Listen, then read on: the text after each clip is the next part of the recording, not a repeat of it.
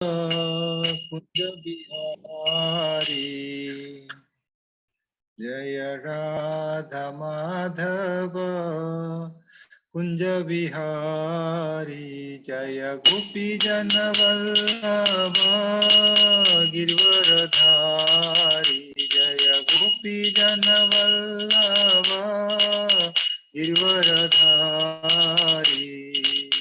यशोदानंदन ब्रज जन रंजन यशोदानंदन ब्रज जन रंजन यमुना तीरा वनचारी यमुना तीरा वनचारी जय राधा माधव कुंज बिहारी जय राधा माधव कुंज बिहारी जय श्री कृष्ण चैतन्य प्रभु नित्यानंद श्री अद्वैत गदाधर शिवासादि गौर भक्त वृंद जय श्री कृष्ण चैतन्य प्रभु नित्यानंद श्री अद्वैत गदाधर शिवासादि गौर भक्त वृंद हरे कृष्णा कृष्ण कृष्ण हरे हरे हरे राम राम राम हरे हरे हरे कृष्ण कृष्ण कृष्ण हरे हरे हरे राम राम राम हरे हरे हरे कृष्ण कृष्ण कृष्ण हरे हरे हरे राम राम राम हरे हरे हरे कृष्ण कृष्ण कृष्ण हरे हरे हरे राम राम हरे हरे हरे कृष्ण कृष्ण कृष्ण हरे हरे हरे राम राम हरे हरे हरे कृष्ण कृष्ण कृष्ण हरे हरे हरे राम राम हरे हरे हरे कृष्ण कृष्ण कृष्ण हरे हरे हरे राम राम हरे हरे जय राधा भरीनिश्वर राधे जय राधा भरीनिश्वर राधे जय राधा श्याम सुंदर राधे जय राधा श्याम सुंदर राधे जय राधा मुरलीधर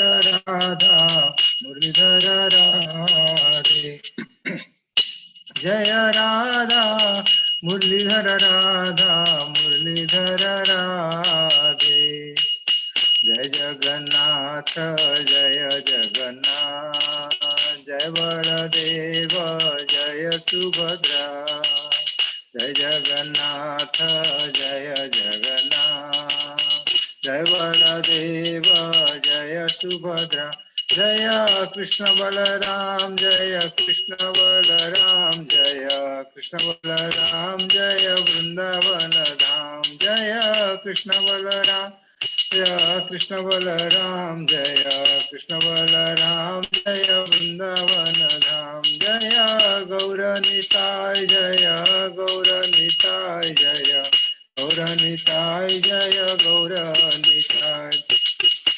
जय पंचतत्व जय पंचतत्व जय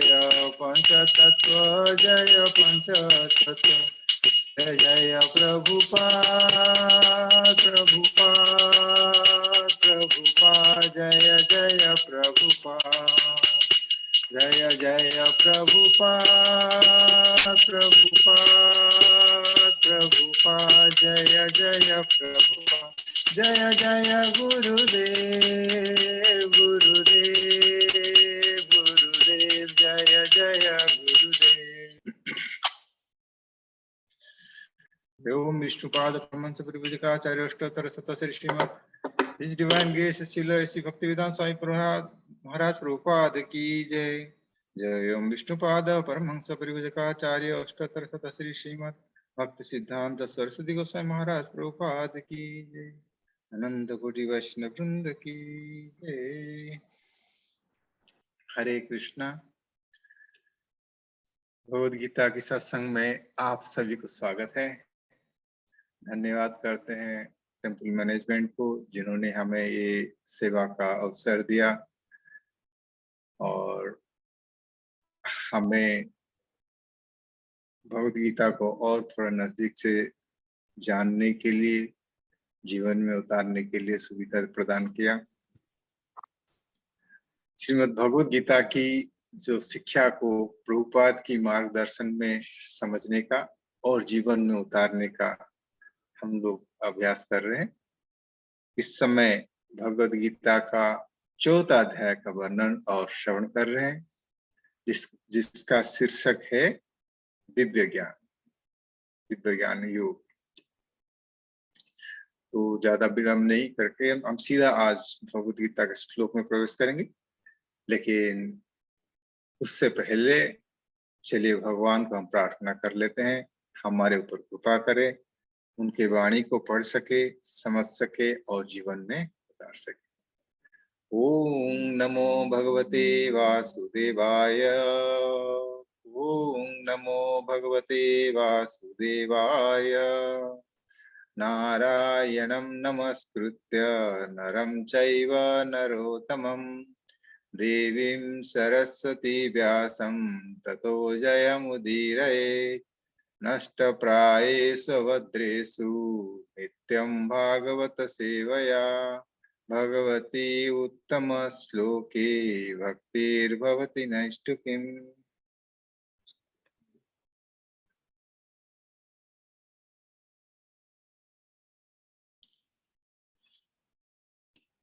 हरे कृष्ण। गुरु आप श्लोक को शेयर करेंगे। हरि।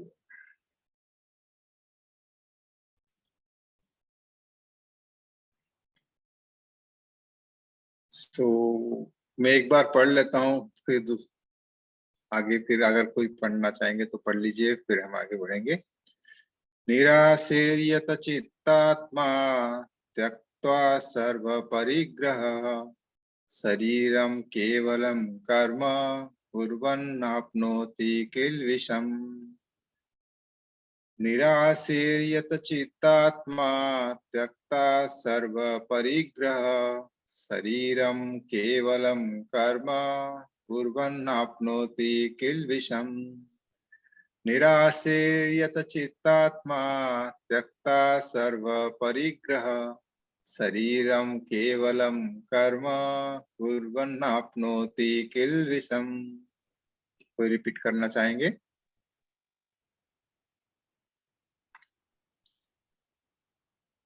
ठीक है, फिर हम आगे भावार्थ की ओर बढ़ते हैं। भावार्थ में प्रभुपाद लिख रहे हैं, ऐसे ज्ञानी पुरुष पूर्ण रूप में संयमित मन तथा बुद्धि के कार्य करता है, अपनी संपत्ति के सारे स्वामित्व को त्याग देता है और केवल शरीर निर्वाह के लिए कर्म करता है। इस तरह कार्य करता हुआ वह पाप रूपी फलों से प्रभावित नहीं होता है। हरि बोल। तात्पर्य श्रील प्रभुपाद की जय। कृष्ण भावना भावित व्यक्ति कर्म करते समय कभी भी शुभ या अशुभ फल की आशा नहीं रखता। बड़ा ही सुंदर। उसके मन तथा बुद्धि पूर्णतया बस में होते हैं। वो जानता है कि वो परमेश्वर का भिन्न अंश है अतः अंश रूप में उसके द्वारा संपन्न कोई भी कर्म उसका ना होकर उसके माध्यम से परमेश्वर द्वारा संपन्न हुआ होता है। जब हाथ हिलता है तो ये स्वेच्छा से नहीं हिलता, अपितु सारे शरीर की चेष्टा से हिलता है। कृष्ण भावना भावित व्यक्ति भगवत इच्छा का अनुगामी होता है क्योंकि उसकी निजी इंद्रिय तृप्ति की कोई कामना नहीं होती। वह यंत्र के रूप एक पुर्जे की भांति हिलता डुलता है। जिस प्रकार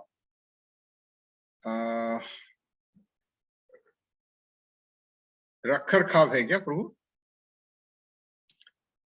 जिस प्रकार रखरखाव के लिए पुर्जे के तेल और रख रखाव के लिए पुर्जे के तेल और सफाई की आवश्यकता पड़ती है, उसी प्रकार कृष्ण भावना भावित व्यक्ति कर्म के द्वारा अपना निर्वाह करता रहता है, जिससे वो भगवान की दिव्य प्रेम भक्ति करने के लिए ठीक बना रहे। अतः वो अपने प्रयास की फलों के प्रति निश्चेष्ट रहता है। पशु के समान ही उसका अपने शरीर पर कोई अधिकार नहीं होता। कभी कभी क्रूर स्वामी अपने अधीन पशु के मार भी डालता है, तो भी पशु विरोध नहीं करता, ना ही उसे स्वाधीनता होती है। आत्मा साक्षात्कार में पूर्णतया तत्पर कृष्ण भावना भावित व्यक्ति के पास इतना समय नहीं रहता है कि वो अपने पास कोई भौतिक वस्तु रख सके। अपने जीवन निर्वाह के लिए उसे अनुचित साधनों के द्वारा धन संग्रह करने की आवश्यकता नहीं रहती।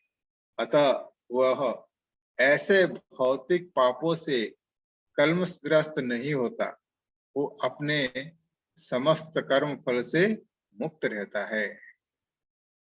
श्रील प्रभुपाद की तात्पर्य ही समाप्त होता है।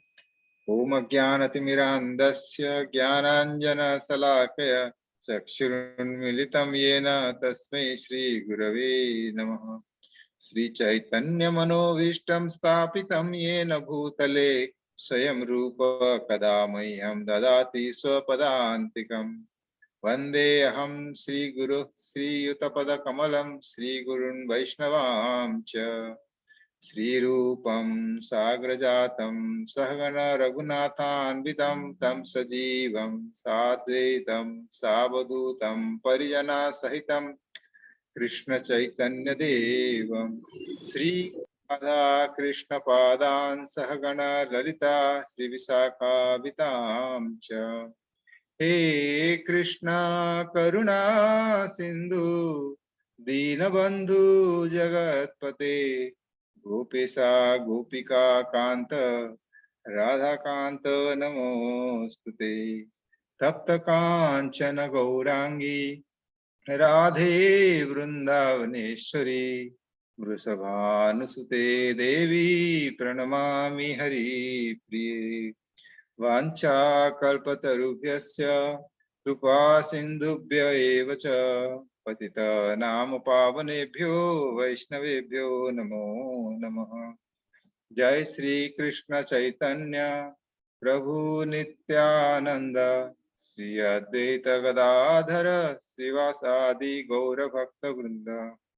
हरे कृष्णा कृष्णा कृष्णा हरे हरे, हरे राम राम राम हरे हरे। हरे कृष्णा कृष्ण कृष्ण हरे हरे, हरे राम राम राम हरे हरे।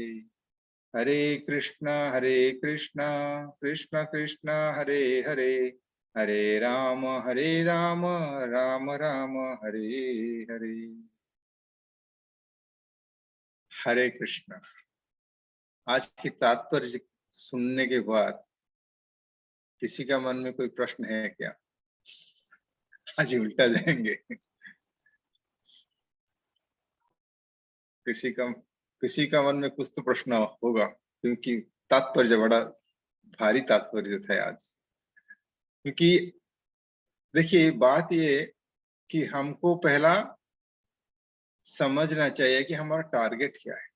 कहीं पे भी कभी भी हम जब जाते हैं, हमें मालूम होना चाहिए, मालूम होता है, मालूम होना चाहिए तो बात अलग है, हमको मालूम भी ये होता है कि हम क्या कर रहे, कहाँ जा रहे, ये सारी चीजें हमें मालूम है। तो फिर हमारा आध्यात्मिक यात्रा में भी ये तो मालूम होना चाहिए। ऐसा नहीं कि सारे डिवोटी चल रहे तो चलो चलो उनके साथ जहां ले चलते हैं वहां ले जाएंगे, ऐसा तो पहुंच जाएंगे। लेकिन वो जब हम जानते हैं कि हम कहाँ जा रहे हैं, क्या करना है, तो फिर हम रास्ते में अटकेंगे नहीं, साथ में चलते रहेंगे, क्योंकि हमें उत्साह बना रहेगा। एक ऐसा ही कथा सुन रहा था जहाँ प्रश्न उत्तर सेशन चल रहा था, उसमें वो उन्होंने पूछते हैं कि प्रभु मेरा उत्साह नहीं रहता है, मतलब उत्साह दब जाता है। कथा जब सुनता हूँ तो ठीक है, लेकिन कभी जो है ना उत्साह दब जाता है। तो उन्होंने वही बोले कि आपका उत्साह दब जाता है क्योंकि आप भक्तों के संग नहीं रहते। भक्तों के संग अगर रहेंगे आपका उत्साह बना रहेगा, क्योंकि हर समय उत्साह जो है वो किसी का बना नहीं रहता है। लेकिन उत्साह जो है वो इन्फेक्शियस है। इन्फेक्शियस मतलब क्या कहेंगे, जो पास हो जाता है ना। तो वो क्या होता है कि देखिए एक बोलते हैं स्माइल भी इन्फेक्शियस हो। कोई अगर आपको देख के हंस लिया तो आप तुरंत उसको देख के हंसेंगे। तो बिल्कुल ऐसा उत्साह भी बिल्कुल ऐसा ही है कि आप कोई किसी का अगर आपके पास उत्साह नहीं है लेकिन किसी ने उत्साह से कार्य करा तो लगता है चलो उसके साथ जुड़ जाते हैं, तो फिर आपका भी उत्साह बढ़ जाता है। तो आज का परपोर्ट में लगता है कि तो कभी कभी जो है ना ये बड़ा भारी है, लेकिन जब हम भक्तों के संग में रहते हैं तो ये हमें आसान हो जाता है। क्योंकि इस श्लोक में भगवान कर्म के बारे में ही बता रहे हैं। उसी श्रृंखला में ये आ रहा है, ये जो श्लोक है जो कर्म के बारे में भगवान बताते आ रहे हैं उसी श्रृंखला में आ रहा है। ये अध्याय जो है हम साधुओं के लिए बड़ा ही महत्वपूर्ण है, जिसमें भगवान कर्म की शिक्षा दे रहे हैं। क्योंकि कभी कभी लगता है ना कि भाई प्रभु आप जब भी बात करते हैं ये श्लोक बहुत इंपॉर्टेंट है, ये भाग इंपॉर्टेंट है, कहते रहते हैं। तो जनरली क्या होता है, पूरा भगवत गीता ही पूरा इंपॉर्टेंट है, ऐसी बात नहीं है कोई एक श्लोक उसमें से इंपॉर्टेंट नहीं है करके नहीं है। लेकिन हमें जो जिस श्रृंखला में सुन रहे हैं या जिस जिस भाग को हम पढ़ रहे हैं तो उसका कितना महत्वपूर्ण रखता है। पूरा चौथा अध्याय देखिए दिव्य ज्ञान का है, मतलब ज्ञान जो है हमें प्राप्त करके तो हम कार्य कर सकते हैं, तो इसलिए ये इम्पोर्टेंट है ही। और उसमें भी हमें जो है कर्म करना पड़ता है, और वो कर्म ऐसा होना चाहिए कि हम बंधन में नहीं डालना चाहिए। तो वो कैसा हमें मुक्त देगा, कर्म से बंधन कैसा नहीं आएगा, तो हम फिर इस जन्म मृत्यु चक्र से निकलेंगे। इस बारे में देखिए, इस कर्म के बारे में भगवान इसी भाग में शिक्षा दे रहे हैं। एक्चुअली अगर आप देखेंगे तो ये शुरू होता है कहाँ से, 4:9 से, जहां पे भगवान बता रहे जन्म कर्म च मे दिव्यम। मतलब वो हम कह रहे हैं ना कि जन्म मृत्यु श्रृंखला से निकलने के लिए तो कैसे निकलेंगे, जब भगवान के बारे में अगर हम उनका जन्म कर्म और ये सारी चीजें जो दिव्य है वो हम अगर जानेंगे तभी हमें आसानी से हम मुक्ति पा जाएंगे।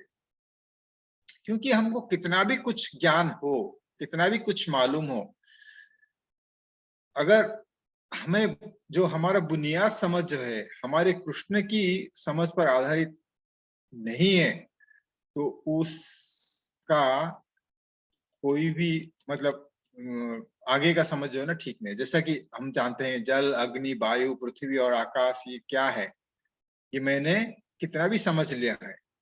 मन बुद्धि तथा अहंकार के बारे में कितना भी समझ लिया हूं, मैंने अपने आसपास की दुनिया के बारे में कितना भी समझ लेता हूँ, और मैं अपने अपने बारे में कितना समझ लेता हूँ, या अपना परिवार या अपना संबंधी के बारे में कुछ कुछ भी समझ लेता हूँ। लेकिन अगर हमने ये समझ, मेरी जो प्रमुख समझ होना चाहिए कि ये कृष्ण कौन है, इनसे उनको रिलेटेड, उनको अगर ये नहीं है, मतलब यदि अगर मेरा ये प्राथमिक समझ दोषपूर्ण हो तो अन्य सभी समझ गलत हो जाएगा। ये तो मतलब सब समझते हैं, क्योंकि अगर हम, जैसा कि अभी ये साइकिल हम चला के जा रहे हैं, हम जा रहे हैं तो थोड़ा सा अगर हमारा दिशा बदल गया तो हम गलत दिशा में चले जाएंगे और गलत जगह पे पहुंच जाएंगे। इसलिए जो चीज जितना रफ्तार से जा रहा है, उस चीज के बारे में हमको उतना सावधानी बरताना पड़ेगा कि मतलब हम सही दिशा में जा रहे हैं। तो अगर हम कृष्ण के बारे में ठीक से नहीं समझे और बाकी सारी चीज समझने लग गए, मतलब उसके पीछे समय हम गवा रहे हैं, तो हो सकता है कि हमारा दोषपूर्ण होने के कारण हम सही नहीं समझे। इसका मतलब है क्या है, कर्म क्या है, अकर्म क्या है, विकर्म क्या है, इसको हम भेदभाव नहीं कर पाए। और हम कर्म में भी हमने अकर्म को देख सकते हैं, या तो विकर्म को हम कर्म मान के चलेंगे, इस तरह से हो जाएगा। इसी कारण से 4:9 में तो भगवान ने बोल दिया ऐसा कि भाई पहला मुझे समझो। लेकिन उससे पहले वो भगवान को कैसे समझे, उन्होंने जो भगवत गीता का ये अध्याय जो है, इस अध्याय का शुरू में उन्होंने बता दिया कि भाई परंपरा प्रणाली में कृष्ण कौन है उसको समझना चाहिए। अब देखिए, जो साधारण भौतिक ज्ञान है उसको समझने के लिए हमें शिक्षक की आवश्यकता होती है। क्या आपको मालूम नहीं है, आपको एबीसीडी मालूम नहीं है? क्या किताबें पुस्तक जो स्कूल में उपलब्ध होता है, वो क्या किताब हमें बाजार में नहीं मिलती? सारी चीजें उपलब्ध है, आपको सब कुछ मालूम है, फिर भी बच्चे को क्यों स्कूल भेजा जाता है? तो अगर ये भौतिक साधारण अक्षर सीखने के लिए, शब्द सीखने के लिए और जो भौतिक ज्ञान उस सीखने के लिए अगर हमें मतलब शिक्षक के पास जाना पड़ता है, स्कूल जाना पड़ता है, तो क्या बहुत मतलब आध्यात्मिक ज्ञान के लिए हमें जाना नहीं पड़ेगा? लेकिन वो कारण से कुछ ज्यादा ही और जो कारण है वो है, भगवान ने बताया, जो बोला परंपरा में आना चाहिए। परंपरा में आने से क्या प्राप्त होता है? हमें आशीर्वाद और करुणा मिलती है। कैसा ये होता है कि जो देखिए, जो करुणा जो चीज है वो केवल कृष्णा के पास है और किसी के पास नहीं है। फिर हमें गुरु के परंपरा से कैसे प्राप्त होता है? क्योंकि रूपपाद ने अनेक उनका भावार्थ में लिखे हैं उन्होंने कि जो करुणा जो है ये भगवान का संपत्ति है, और भगवान से गुरु या परंपरा में आता है और वो बढ़ता है। गुरु का काम यही है कि भगवान से वो करुणा बांटना। और गुरु जो है वो अपना शिष्यों को भी उसी काम पे लगाते रहते हैं।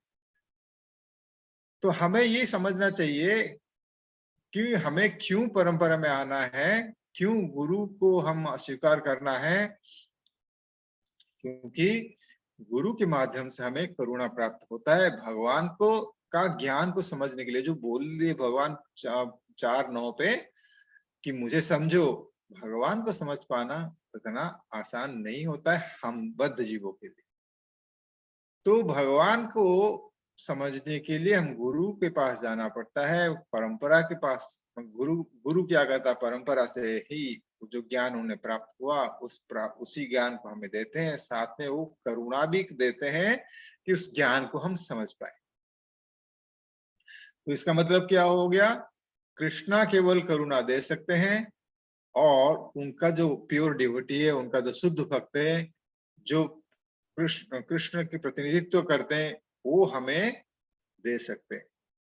उसका कोई मतलब अगर हम मान भी लेते हैं तो लेकिन फिर भी जानकारी के लिए कुछ तो एग्जाम्पल होना चाहिए, उदाहरण होना चाहिए कि भाई हाँ सच में ऐसा होता है। तो ये सच में अगर समझना है तो हमारा समय पे हमने प्रभुपाद की देख सकते हैं। अब देखिए प्रभुपाद ने, क्योंकि जनरली देखिए लोग कहते हैं कि वैदिक विधि विधान जो है उसको पालन करने से व्यक्ति का उन्नति होता है, प्रोग्रेस होता है और वो भगवान को प्राप्त कर सकता है। कैसा? जैसा कि वर्णाश्रम सिस्टम जैसा है, ये वैदिक पद्धति में आता है, जिसमें सारे वर्ण लोग जो है वो अपना अपना कार्य करते हैं। प्रभुपाद ने जो यहाँ पे एग्जाम्पल दिए, जो मशीन का एग्जाम्पल दिए, बिल्कुल वर्णाश्रम सिस्टम ऐसा भगवान का मशीन जैसा काम करता है, जिसमें शूद्र जो है अपना काम करता है शास्त्र के हिसाब से, वैश्य जो है ना अपना काम करता है शास्त्र के हिसाब से, क्षत्रिय अपने काम करता है शास्त्र के हिसाब से, और ब्राह्मण भी अपना कार्य शास्त्र के हिसाब से करता है। और ये करने से क्या होता है कि फिर इनका प्रगति होती है। शूद्र से वो वैश्य बन जाता है, अगले फिर वैश्य से वो क्षत्रिय बन सकता है, क्षत्रिय से वो फिर ब्राह्मण जाके फिर भक्तों को बीच में जब आ जाता है तो वो भगवान को प्राप्त कर लेता है। लेकिन जब भी कोई भगवान के शुद्ध भक्त आते हैं, उनका संस्पर्श में जो आता है तो वो किसी भी स्थिति में से उसको सीधा भगवान के पास ले सकता है। वो है करुणा। अपने इस चीज को हमने देखा कि देखिए प्रभुपाद जब पाश्चात्य देश गए, वहां जो पाश्चात्य देश के जो लोग थे, जो जिनको कृष्ण के बारे में कोई मालूम नहीं था, और उनका जीवन शैली जो है वो तो मतलब जो हमारा इसमें कहते हैं ना सुपाच चंडाल से भी गए गुजरे थे, या उन्हीं का लेवल पर होंगे। तो उन्हीं सभी को प्रभुपाद ने केवल उनको मतलब भगवान कृष्ण कृष्ण भावनामृत में लाए, वो नहीं, उनको उन्होंने उतना एम्पावरमेंट भी दिया कि वो गुरु बन के हम लोग को उद्धार कर सकते। तो यही है कि भगवान का करुणा गुरु के माध्यम से, परंपरा के माध्यम से आके कैसे कार्य करती है, हमने इसका उदाहरण हम देख सकते हैं। ये जो दिव्य ज्ञान है, जैसे कि भगवत गीता, एक बार जो हमारा त्रिवेंद्र प्रेसिडेंट है प्रभु, उन्होंने आए जब थे तो उन्होंने बता रहे थे कि भाई भगवत गीता कौन से लैंग्वेज में है लिखा हुआ है। तो कोई बोला कि संस्कृत में है। तो उन्होंने वही बताया था कि ये जो है ना भगवत गीता कोई लैंग्वेज में जो लिखा है, ऐसा नहीं है कि ना इंग्लिश में लिखा है, ना तेलुगु में लिखा है, ना मराठी में लिखा है, ना उड़िया में लिखा है, ना जर्मनी में लिखा है। हो सकता है कि जो पुस्तक जो है हमें मिल जाएगा उसी लैंग्वेज में, बट वो जो लिखा है वो दिव्य ज्ञान जो है वो भगवान का दिव्य वाणी है। इसीलिए हमें ये जो भौतिक बुद्धि से हम उसको नहीं समझ पाएंगे। तो फिर कैसा कि वो उसको समझेंगे? केवल हमने गुरु की कृपा से, गुरु की करुणा से हम उसको समझ पाएंगे। तो उसी को हमने देखा कि जैसा कि जो पाश्चात्य देश के भक्त लोग हैं, इन्होंने कैसा सब कुछ त्याग दिया। एक बार हमारा इसमें कोई एक मतलब भक्त नहीं है, सब विचार जब चल रहा था, कथा चल रहा था, तो उन्होंने बोले सर्दी के सीजन में कैसा इसको हम छोड़ दे, इतना सर्दी है, ठंड है, ठंड होता है। तो उसी समय वो भक्त एक थे, उन्होंने बोले अरे आप तो अभी अभी सीखे वो सारे चीजें गर्म करने के लिए अपने आप को, जो लोग पैदा से उस चीज के ऊपर डिपेंडेंट थे वो लोग छोड़ दिए और उनको कुछ नहीं होता है, आराम से सर्दी में वो लोग रह सकते कृष्ण भावना उसमें। तो हम लोग को कौन सी बड़ी बात है। तो यही देखिए कैसे कर पाए, उन्होंने कैसा सब कुछ त्याग दिया। अभी देखिए सर्दी के समय पे प्रेसिडेंट प्रभु ने उन्होंने अनाउंसमेंट किया था अभी प्रभु गुरु महाराज के लिए कि सुबह मंगला आरती में भाग लीजिए, जपा सेशन में भाग लीजिए, फिर बाद में बोले कि अनाउंसमेंट हुआ कि 4 बजे, 4:30 बजे खुल जाता है। तो प्रेसिडेंट प्रभु ने बताया कि नहीं नहीं, सर्दी का दिन है, थोड़ा कंसेशन देते हैं, 5 बजे भक्तों को आने के लिए बोलते हैं। तो यही बात है कि सर्दी के समय पे हमें बिस्तर छोड़ पाना सुबह सुबह मुश्किल हो रहा है। और ये जो भक्त है, जो लोग रात भर मतलब उनका जीवन शैली ऐसा था कि रात में लेट सोना, सुबह कभी भी 12 बजे 1 बजे उठना, वो लोग 4 बजे उठ के कीर्तन करते, चैंटिंग करते, सब कुछ करते हैं। वो लोग कैसे कर पाते हैं? क्योंकि ये गुरु को शरण लिए, परंपरा के शरण लिए, भगवान को दिव्य ज्ञान को समझने के लिए उन्होंने आग्रह दिखाया। तो फिर गुरु के आशीर्वाद उन्हें प्राप्त हुआ। वो फिर उन्होंने ये आज हमारा जैसा बोले गुरु बन के भी हमारा आप हमें ज्ञान दे रहे हैं। तो ये किसका? कृपा का जो है ना, ये पावर है। और कृष्ण और उनका भक्त जो है ना, बिना कोई भेदभाव के उन्होंने कृपा वितरण कर रहे हैं। कैसे उसको प्राप्त करना है और कौन प्राप्त कर सकता है? हर कोई प्राप्त कर सकता है। आप अगर रथ यात्रा के समय में पूरी गए होंगे तो आप देखेंगे रथ यात्रा के समय पे बड़दांड के दोनों ओर प्रसाद का वितरण होता रहता है।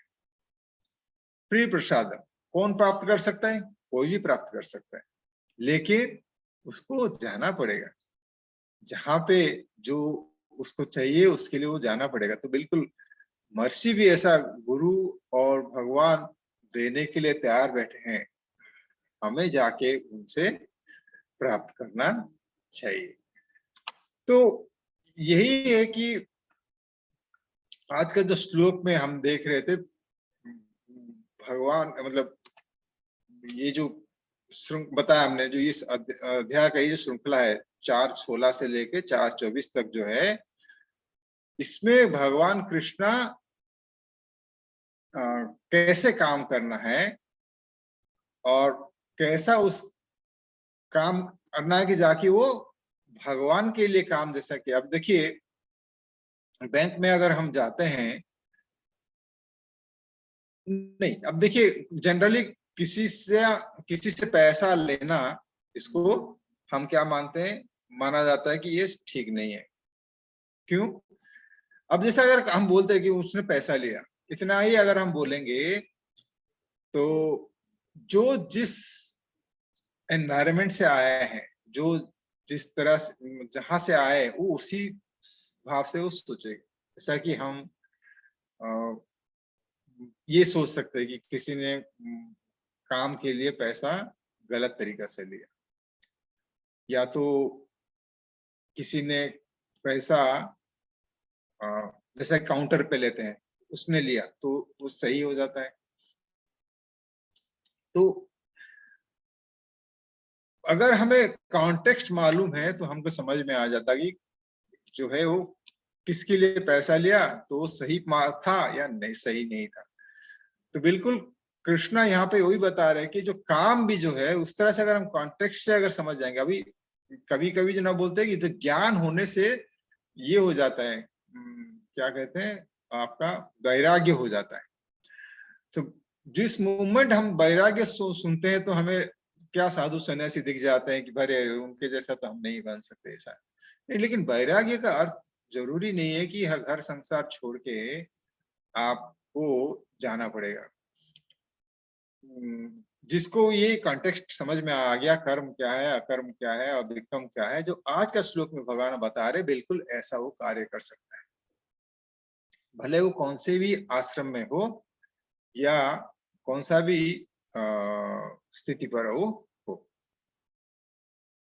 क्योंकि देखिए अर्जुन जो है ना, उन्होंने पहला युद्ध भूमि को छोड़ना चाहते थे, तो ये जो कर्म है, तो कर्म को त्यागना चाहते तो ज्ञानी के जैसा वो छोड़ के जंगल में जाना चाहते थे। लेकिन भगवान ने यही समझाया कि नहीं, ये तुम्हारा जो छोड़ के जाना वो विकर्म हो जाएगा। तो हम जब शास्त्र को हमारे दृष्टिकोण से देखते हैं, कभी कभी जो है ना हम गलत डिसीजन ले लेते हैं। इसी कारण से हमें जब गुरु के पास हम जाते हैं, या जो वैष्णव जो है, जो जिन्होंने भगवान को गुरु परंपरा में सीख रहे हैं, उनके पास जब जाते हैं तो हमें वो ज्ञान दे सकते हैं। तो इस श्रृंखला में जो हमने देखा कि अभी तक का जो 2004-20 पिछले बार में देखा, उसमें वो जो साधक का भाव है, स्तर है। फिर आज जो 4:21 और 4:22 में जिसमें है, ये सिद्ध स्टेज है। तो साधक से हम सिद्ध कैसा बन सकते हैं? जब हम कार्य सब, जो भी कोई कार्य हम भगवान की सेवा में कर सकते हैं। ये जो 4:21 जो है, ये थोड़ा उच्च स्तर की बात करता है, जो शुद्ध भक्त के बारे में बात करता है। लेकिन जैसा हमने कथा की शुरू में किया था कि ये हमें टारगेट हमें मालूम होना चाहिए। हम ये नहीं सोचना चाहिए कि हम ऐसा नहीं बन सकते, नहीं, हमें ऐसा बनना है और हम बन सकते हैं। क्योंकि अगर एक बार मुड़ के देखेंगे, जब आपने कृष्ण भावनामृत शुरू किए थे, तभी जो सारी चीजें आपको लगता बड़ा मुश्किल है, नहीं हो पाएगा, वो आज आसानी से आप कर रहे हैं।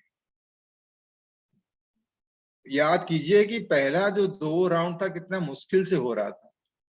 आज क्या वो स्थिति है? बिल्कुल नहीं। ऐसा ही बहुत सारी चीजें आपका जीवन में कृष्ण भावनामृत में आपको दिखेगा कि अरे ये तो मेरे से नहीं होगा, आप सोच रहे थे और आज आसानी से कर रहे हैं।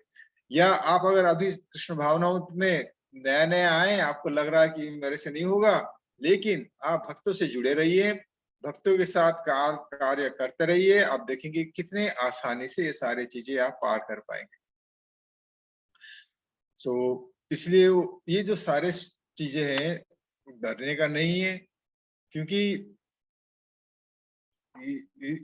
इसमें भगवान की, जैसा कि बोले ना, हमारा कोशिश से हम कुछ नहीं कर सकते। ये तो भगवान की करुणा से हम कर सकते हैं। और भगवान की करुणा हमें कैसे प्राप्त होता है? उनका प्रतिनिधि गुरु के माध्यम से प्राप्त होता है। गुरु भी जो है वो उनका शिष्य लोग को वो करुणा बांटने के लिए लगा देते हैं, ताकि जितने भी बद्ध जीव है, जो भी थोड़ा सा इच्छा रखते हैं कि भगवान को प्राप्त करने के लिए, वो लोग आसानी से उस मार्ग पर चलकर भगवान तक पहुंच सके। हरे कृष्ण। मेरे ख्याल से समय हो चुका है। प्रेम में प्रभु।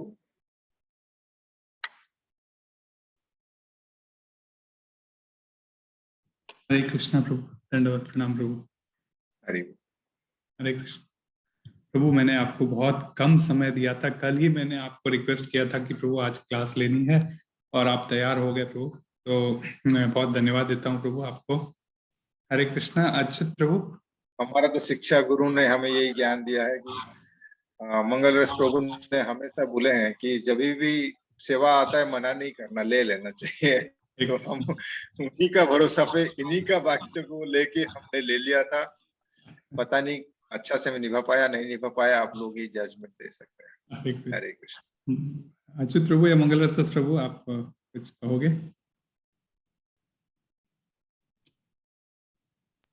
हरे कृष्ण प्रभु, दंडवत प्रणाम। दंडवत प्रणाम। पहले प्रभु भक्तों से पूछे, किसी का कोई प्रश्न हो तो प्रश्न कर सकते हैं, प्रभु जी हैं उपलब्ध। कोई इस श्लोक से संबंधित सुनने के पश्चात किसी के कोई अपने विचार हो तो वो भी व्यक्त कर सकते हैं।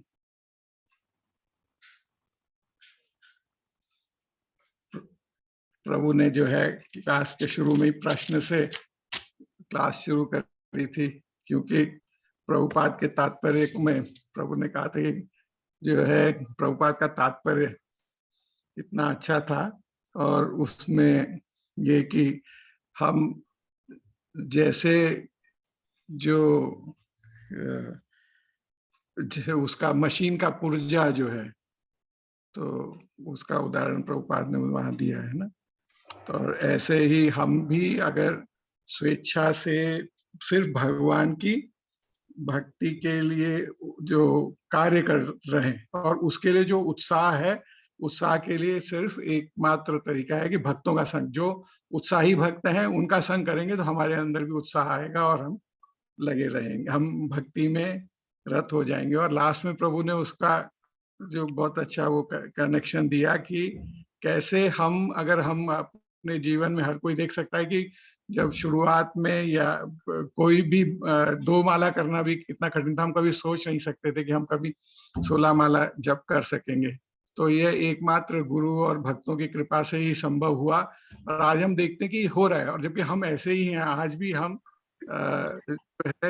प्रयास कर रहे हैं, और हम देखते हैं कि हम बार बार जितना हम हमारी भक्ति में हमको करना चाहिए उतना हम कर नहीं पाते हैं। पर परिवर्तन हुआ है, तो ये किसकी कृपा से हुआ है? जो तात्पर्य में कहा, तो वो परमेश्वर और गुरु की कृपा से ही संभव होता है, हम अपने आप से तो कर भी नहीं पाते। हरे कृष्णा। धन्यवाद प्रभु। हरे कृष्णा। प्रेम रूप प्रभु। हरे कृष्णा। आपको सुनना, हमेशा सुन के जो है नए नए विचार आते हैं, आप बहुत अच्छे से समझाते हैं, तो गुरु महाराज की कृपा आप पर है। हरि बोल। हरे कृष्णा। आपका बहुत बहुत धन्यवाद। हरे कृष्णा प्रभु। हरे कृष्णा प्रेम भाई प्रभु। दंडवत प्रणाम प्रभु। वो ना, वो एक मंदिर में आरती के लिए रेडी है, नहीं तो फिर अपने यहीं पे करना पड़ेगा।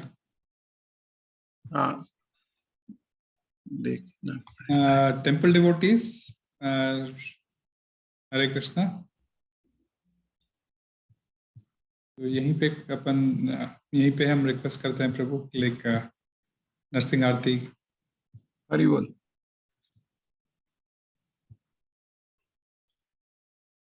कौन गाएगा नरसिंह आरती? प्रेम रूप आप ही गा सकते हैं। हरे कृष्णा।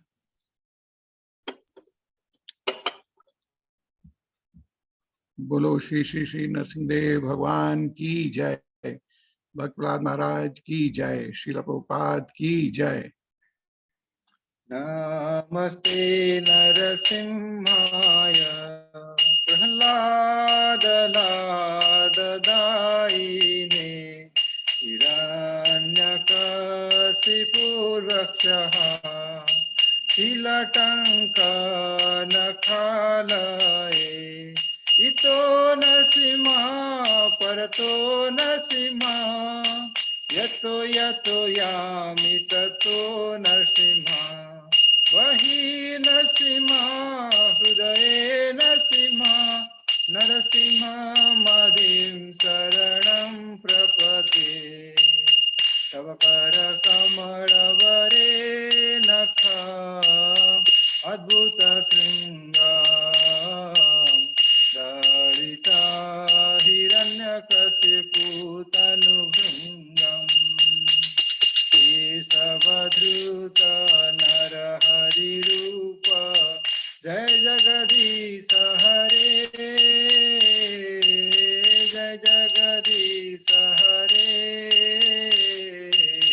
जय जगदीश हरे जय नरसिंहदेव जय नरसिंहदेव जय नरसिंहदेव जय नरसिंहदेव जय भक्त प्रह्लाद जय भक्त प्रह्लाद जय भक्त प्रह्लाद जय भक्त प्रह्लाद उग्रं वीरं महाविष्णुं ज्वलन्तं सर्वतोमुखं नरसिंहं भीषणं भद्रं मृत्यु नमाम्यहम् जय नरसिंहा श्री नरसिंहा जय जय श्री नरसिंहा जय प्रह्लादेश जय पद्ममुख जय पद्ममुख।